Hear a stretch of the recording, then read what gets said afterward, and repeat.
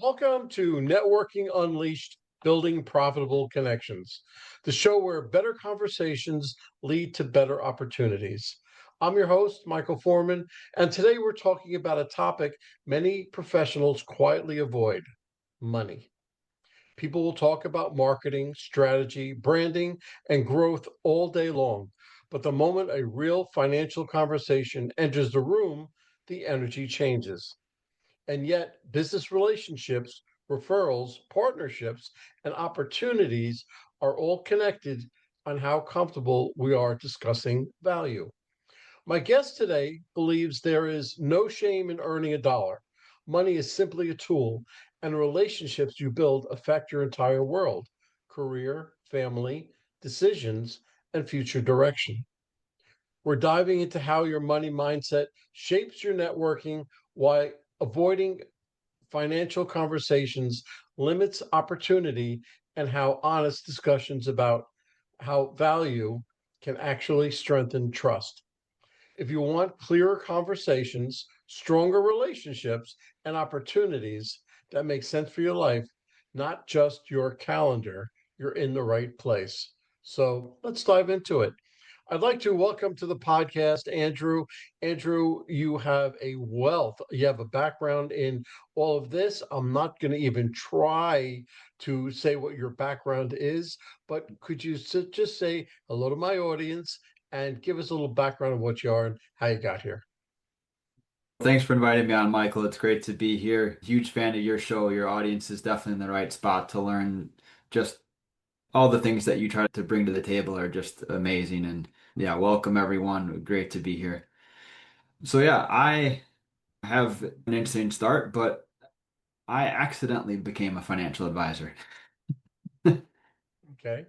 I think that's probably the case with most entrepreneurs where you're going along, and there was this constant thread in my life where I was involved in biotech and pharmaceutical before this, and this core part of me was always I wanted to be a member of my community in the most helpful way possible. I wanted to network, I wanted to grow, I wanted to leave all these interactions of hopefully everyone being better off than when we started. In corporate America, it just came to pass where I would get going with a company and it just felt off, or I just felt like something wasn't quite right. And I was always constant looking for ways to learn, to grow, but I always felt that disconnect. And this couple of years ago, I had the opportunity. I sat down with myself and I said, okay, what do I want to learn for this year? And one of the things I wrote down was I wanted to learn more about personal finance. And I had a financial advisor at the time, but it's still a struggle for me. I didn't really still feel very comfortable with it. I didn't know what I was doing. And later that year, someone reached out to me and said, "Hey, have you ever thought about this as a career? We think that you'd be a really good fit." And I was like, "You saw my background, right? I was a biology major. It's all science. I didn't do money." Right. And the more we talked, the more they made it very attractive for me to come on just because I was going to have a more of a direct impact with the community. I am now a business owner, and that was all part of me growing this circle, this community around me that I wanted everyone to be better. And man, I didn't know anything about it. I didn't really know what I got myself into, but I dove in headfirst into the deep end. And I'm so grateful that I did that and that I have the support system around me that supported me in doing that. And it's just been amazing. I found where I want to be for the next 30 years. Good. Good. It sounds like you found a home. Yeah, absolutely. Good. Okay, let me just dive right into the questions I prepared for you. Sure. Many professionals feel uncomfortable talking about money in conversations. Why does that hesitation actually hurt their networking more than they realize? I think in any situation, when you're not comfortable with a given topic, body language communicates so much, tone communicates so much. And the other thing here that's underlying the surface is self-worth. And money is not, if it was anything like my childhood, We certainly had it, but I didn't know anything about it. And it was not polite to ask how much someone paid for a car. It wasn't polite to ask for how much someone paid for their dinner. You just didn't do it. And when you're going through all this and you're networking, you're having these conversations with people, I would argue whether you're talking about finance or not, like you have value to the conversation. You deserve to be there. There's equal stature between the two of you. And your time is as valuable as the next person's because we all have our different insights that we get to bring to a conversation.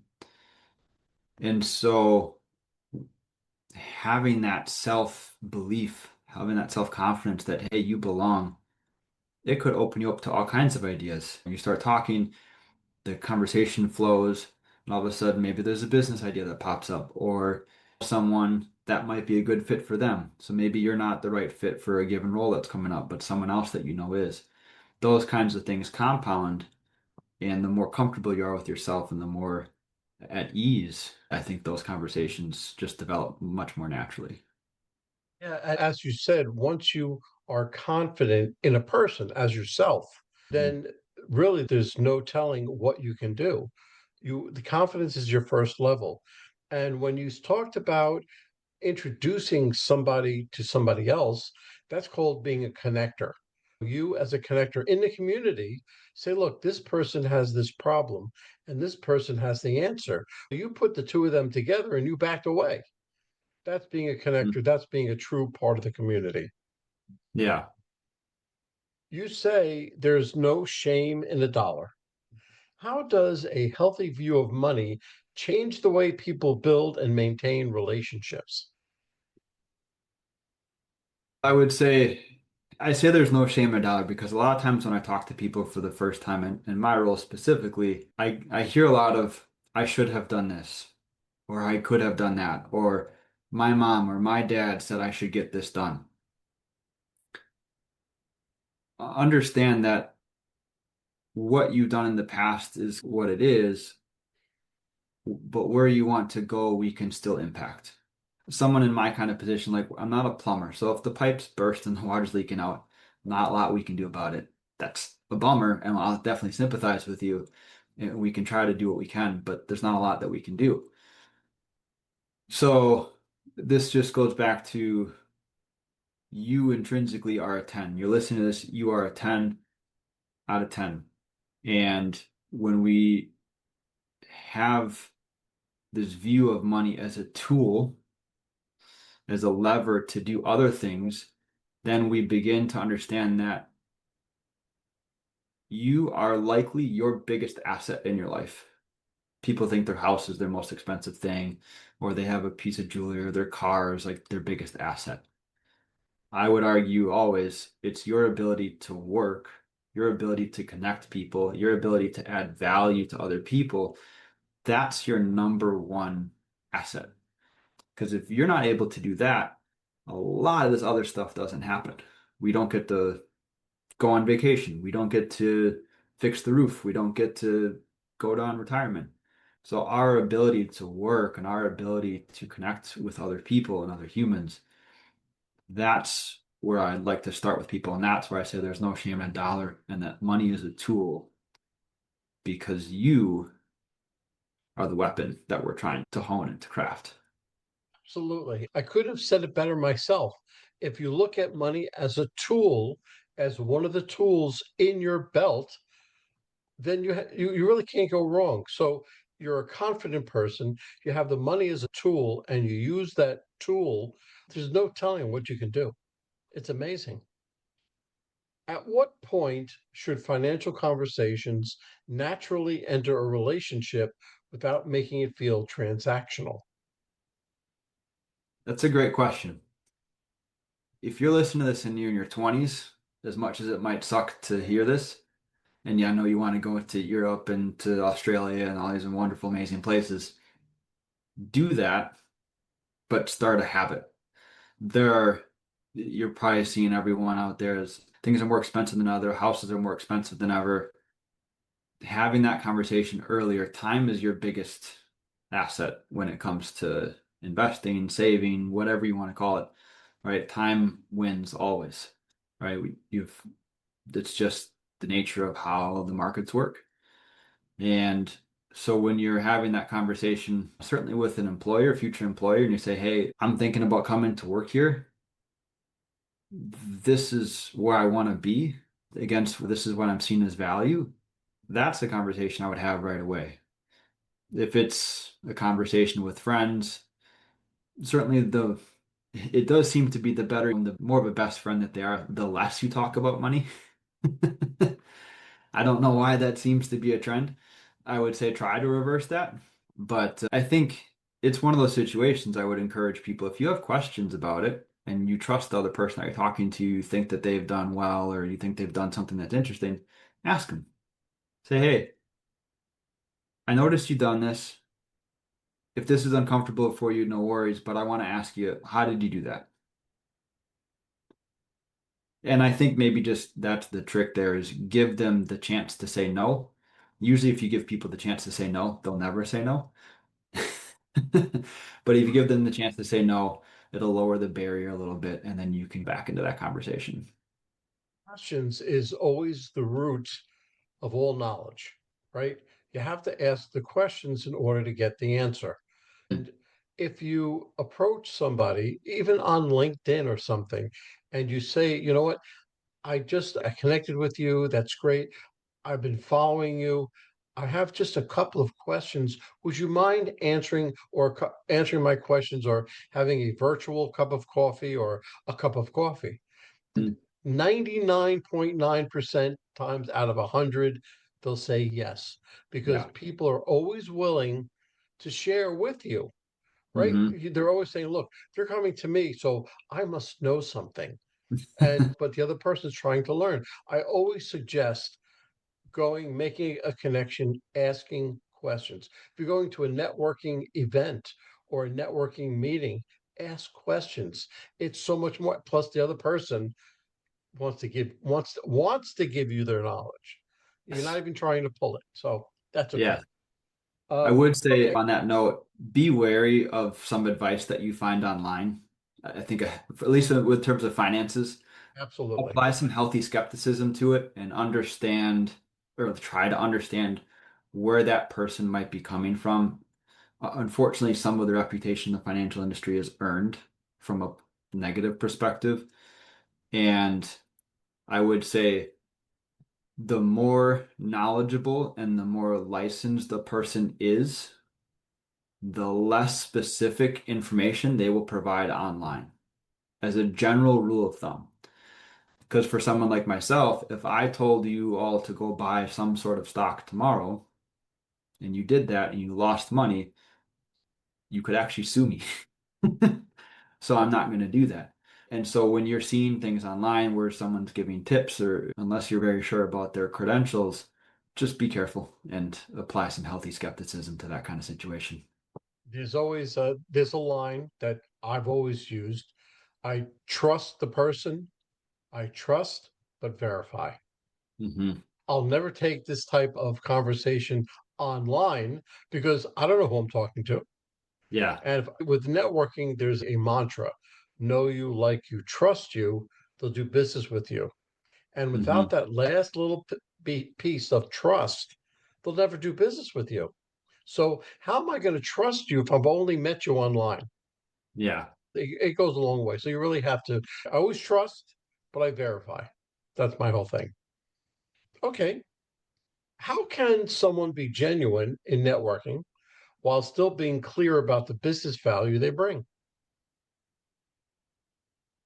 So that's a wonderful question. And for anyone that's been to a Chamber of Commerce meeting, you'll see both sides of that equation quickly, probably within the first 10 minutes. My favorite approach, and for when people approach me, start a conversation just with, hi, my name is, what brings you here?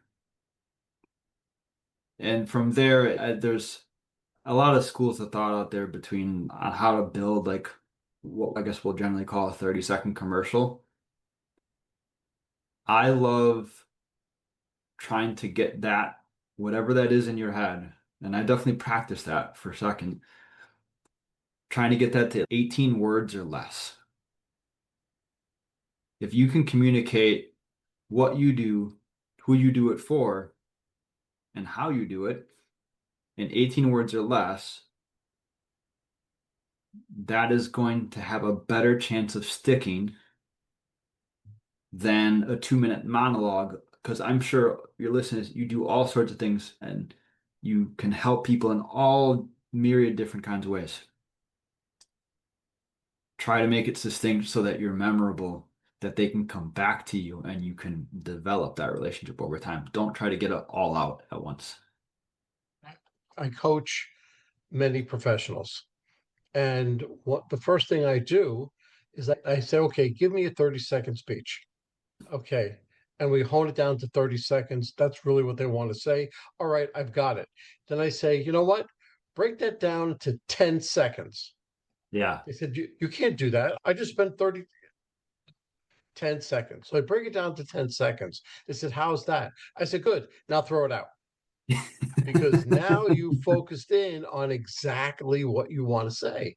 Right. And as it falls right in line with what you just said, the 18 words and be memorable and all these different things. But when you're standing in front of a Chamber of Commerce group, I go to a Chamber of Commerce meeting every week, and you Hmm. have 30 seconds to say something. If I have 5 things I want to sell, do I say about all 5? No, I pick one. Yeah. And the next week I'll pick something else. The next week I'll Yeah. pick something else. So I'm not trying to overload, but I'm Hmm. trying to make myself memorable. So you hit it right on the nail. You describe money as a tool. What does it actually help people to do inside relationships that they often overlook? So the way I look at it is when I sit down with families or individuals and we talk about this, I want to create options and flexibility. And I want to say it again. So these options and the flexibility to do what you want on your time frame, not your environments.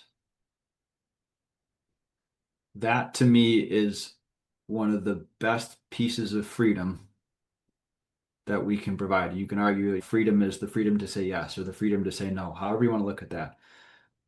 I want to be able to work with you to put you in a position to say, I can say yes or I can say no.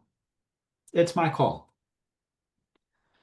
So when we do that, we're allowing you in your relationships to be more present. I work with all kinds of different people, and from clients at the beginning of the stages of investing all the way to the most sophisticated, no one ever says, wow, I was really thrilled. I got to swipe my credit card 3 times yesterday.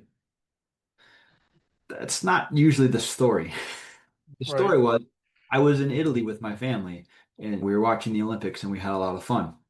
And we did this and that and the other thing and we got to see all this and I got to be there and I watched my son or my daughter experience another culture for the first time and it was a lot of fun.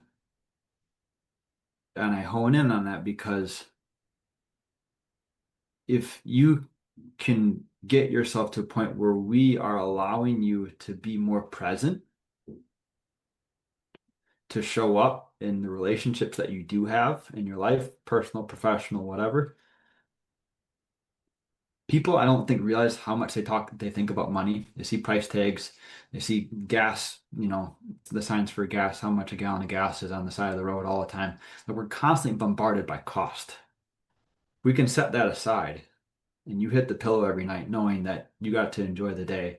You got to experience the fullest of those moments that day.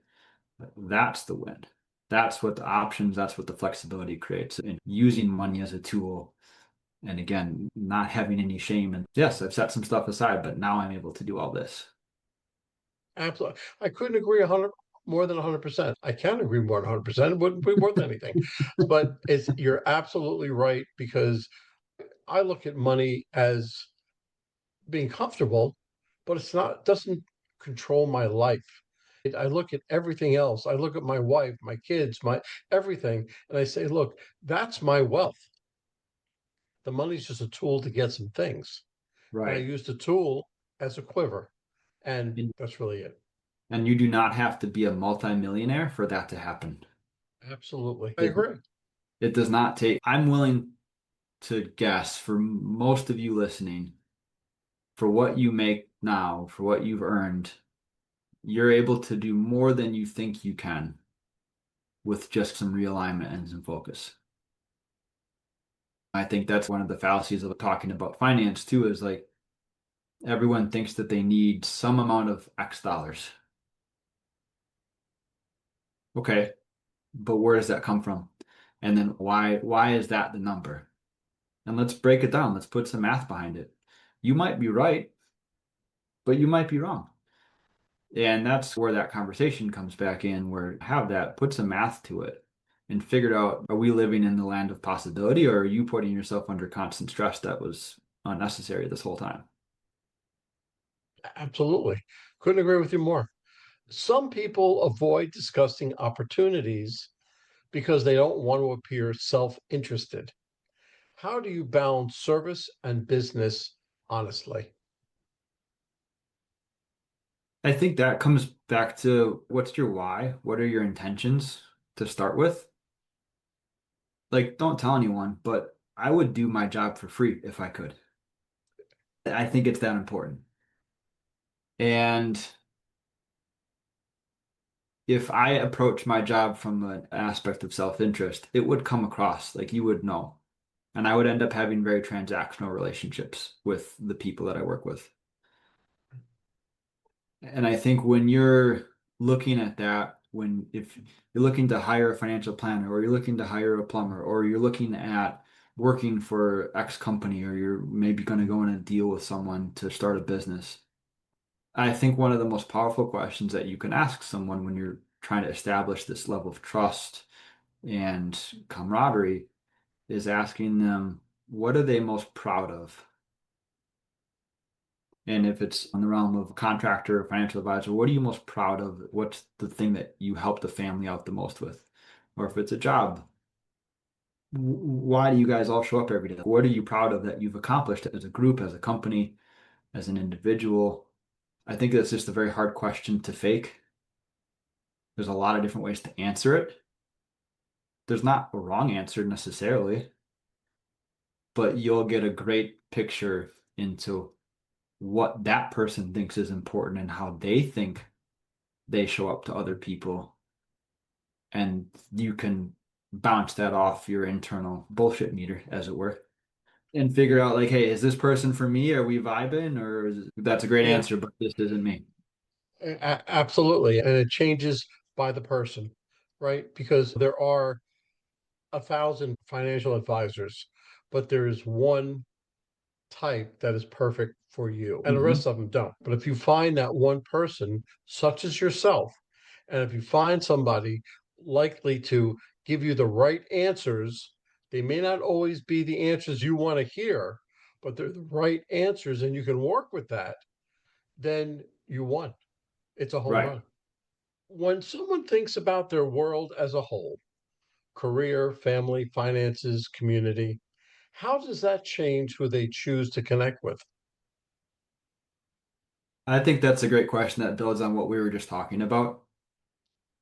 I think if you are able to look at your picture as a whole, I guess maybe it's like the question that sometimes we get to when I'm talking with families is like, what's really going to matter when you're old and gray, body doesn't quite work so well as it used to, and you take a look back on your life, and I guess something easy we can all relate to. Not everyone has been mad at someone else driving on the road. Yeah. Some take more than others. But everyone that's ever driven, I'm sure you listen, you've had at least one moment where like something happened on the road that was upsetting. How upset you get or how long you hang on to that, I like to try to put that in context against what is that gonna matter when you're saying your last goodbyes? Because if it doesn't, if that's not what's going to come up, if you're going to say thank you to everyone else, I love you, it was wonderful to spend a vacation with you in this whatever place, that's the holistic part of life that, I'd encourage you to take a look at because it's easy to get lost in the moment. It's a lot harder to think about the big picture. But I think through looking at the big picture, looking at your life holistically, there's a certain freedom to that because through that lens, now that driving incident doesn't matter. That other person may have been wrong, but it's, Absolutely. The older I get, the more I look at life that way, yeah, because I can tell you how I would react in my 20s, in my 30s, in my 40s, in my 50s. I'm now in my 60s, and yeah, it's very different than the way I would act when I was in my 30s. Okay. I understand that completely. And unfortunately, people have to wait until their 60s or 50s to look at life that way. yeah. That the world would be a better place. I try to encourage people to do that earlier. This isn't my quote, so I can't take credit for this personally, but I use this in conversations with early stage clients when we're first getting to know each other. Say, people only think other people die. And I let that sink in for a second. And I invite you to say that again in your head. People only think other people die. And you could extrapolate that to a whole number of different issues, but statistics, they're averages. That means there's someone on the front of it and someone on the back of it, and there's only one person on the middle of it. That's why I encourage people to try to use that lens and cycle through some of this because it actually is quite a liberating concept. Yeah, you can also take that same thing and whether it's about illness or something else that always happens to somebody else, but when Mhm. it finally happens to you or someone you love, then all of a sudden your world comes crashing down and say, "What do I do? I need help," or something else like that, and you never realize that it can happen to you. Yeah. So you can Yeah. take that in a number of ways. Yeah. There's a right now recently here a famous actor. He just passed. Right. He left behind his wife and four kids. And his wife, a Hollywood actor, you think, oh, he's rich, he's got everything all figured out. And he had to start a GoFundMe page, or the family did. They raised $1 million, probably a little bit on the back of him being famous. But I'm looking at that and I'm like, from my perspective as a financial professional, that GoFundMe page, I would love to put GoFundMe out of business if I could. Not Well, because they're doing a bad thing. I think they're doing a wonderful mission. I fully support what they're doing because it's a great community tool. I would love to save people the heartache of having to go through that process on top of having just lost a loved one, where they're already heartbroken to begin with. absolutely, absolutely. How do strong relationships improve financial decision making, not just income? That's a great one for those of you out there that are coupled up, Yeah. husband, wife. It's okay. I think this is where open communication goes. And obviously, I don't know your relationship, but it is okay to have a different answer. And I think allowing that the person to have a different answer for you from you, a different priority, they're probably pretty close. But I'll just say from like my perspective, I do what I do for a living. My wife is still a huge part of the major financial decisions that we make. Not because I'm right and she's wrong, but because we have sometimes different viewpoints on something. Oftentimes we find we actually are pretty aligned, but I think just allowing that space for her to have her answer and me to have my answer, it's not a fight if we both give each other the space to have a respective It opinion sounds on like a that. good, healthy relationship. It does. But a lot of relationships aren't cut the same way. I too have that same relationship. And because there are times in my life where I made more money than she did, she made Hmm. more money than I did, and it Hmm. never really mattered. Yeah. We both had that type of relationship where we bounced it off each other's back, off each other, and said, Mhm. "What do you think?" and we came up with the right solution and we went for it. Yeah. Usually I was right, but that's beside the point. Okay. What signs a show? What signs show a relationship is mutually beneficial versus quietly one-sided? What we just talked about. Yeah. I would say if you can leave the conversation with a smile and the other person's also leaving with a smile, Yeah. you're in a good start. Obviously, there are good actors out there and there are bad actors. I've been fooled before, right? I thought I was gonna go to this networking thing in Scotland once. I was like 23 and I was really excited and I was like looking for all kinds of ways to get better. And this is one of those situations where it was like, go to Scotland, spend a week or 2 weeks or whatever it was, and then you'll come back and your business is going to explode and your professional life's going to go crazy and whatever. Wired them $10,000. And because I did that in my excitement, and I was like, okay, yeah, this will be worth it. I'll make this back in no time. And then I happened to listen to the person's podcast after that. And I could not believe the amount of unprofessionalism and it was a completely opposite image from the image that I was marketed.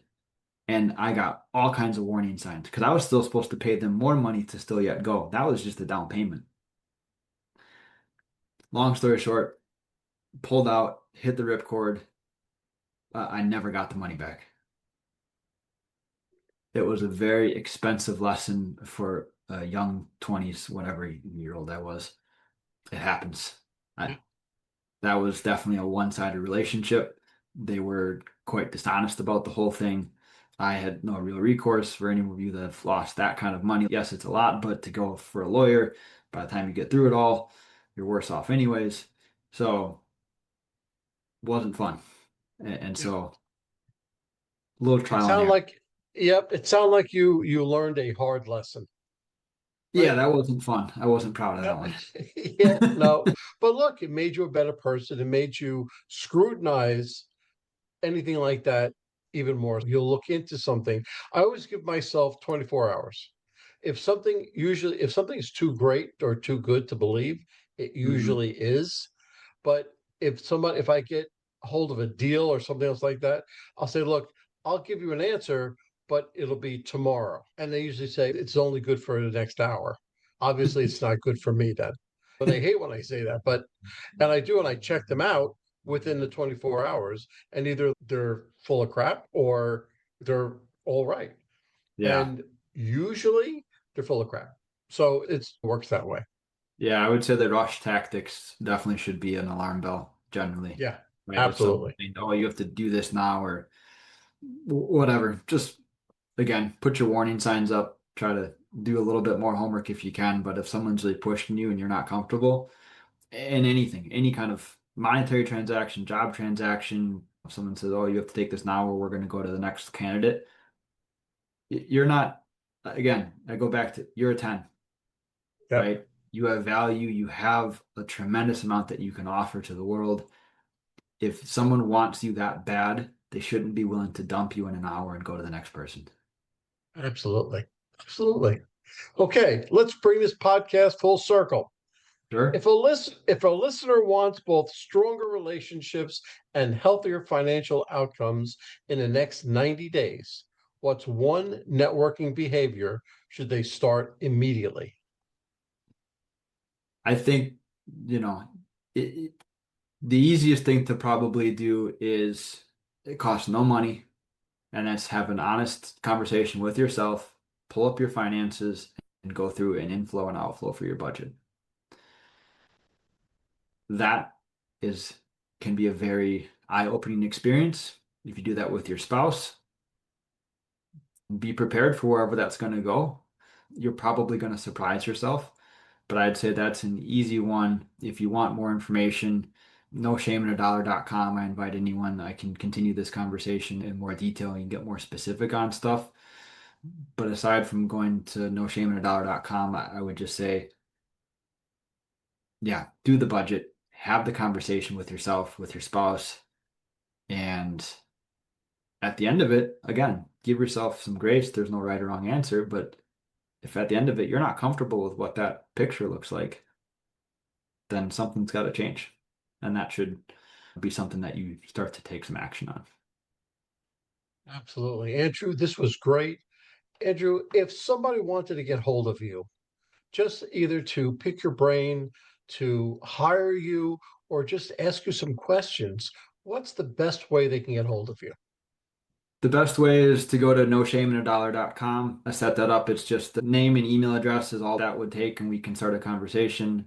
Of course, LinkedIn, I'm on there as well, and my last name is Quebbemann, and that's the beauty of having it start with a Q. That's quite unique. I'm easy enough to find there, but yeah, like I said, I'm here to help. I'm here to be a member of the community and to help everyone's network. And if that's all you want to, and you just want to network a little bit, I'm happy to do that. Fantastic.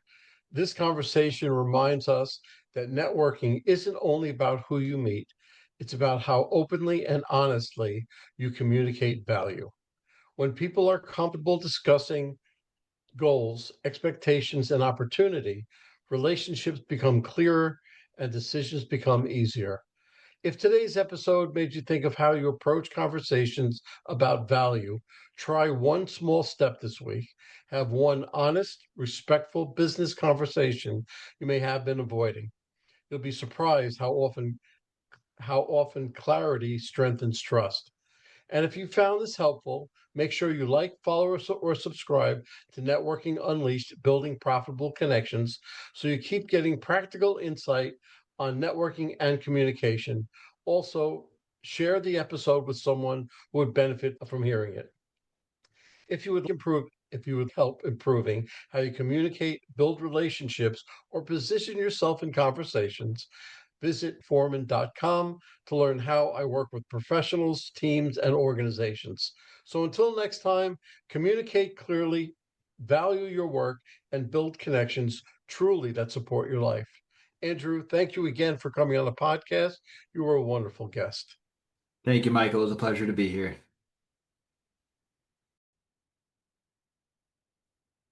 Well, hold on, folks. Don't go anywhere. Let's hear from our sponsors. David Neal, co founder, Revved Up Kids. Revved Up Kids is on a mission to protect children and teens from sexual abuse, exploitation, and trafficking. They provide prevention training programs for children, teens, and adults. To learn more, go to revvedupkids.org. Henry Kaplan, Century 21. When it comes to making the biggest financial decision of your life, leave it in the hands of a proven professional, Henry Kaplan. Henry is a global real estate agent with Century 21, celebrating his 41st year in business. No matter where you're moving, Henry has the right connections for you. You can contact Henry at 561 427 4888. A huge thank you to our guest for sharing such incredible insights today. And of course, a big shout out to you, our amazing listeners, for tuning in and spending your time with us. If you're interested in my digital courses, being coached, or having me come and talk to your company, just go to Michael and fill out the request form. Remember, networking isn't about being perfect, it's about being present. So take what you've learned today, get out there, and make some meaningful connections. If you've enjoyed this episode, please don't forget to subscribe, leave us a review, and share it with someone who could use a little networking inspiration. Let's keep the conversation going. You can find me on Apple, Spotify, Pandora, YouTube, or my website, forman.com/podcasts.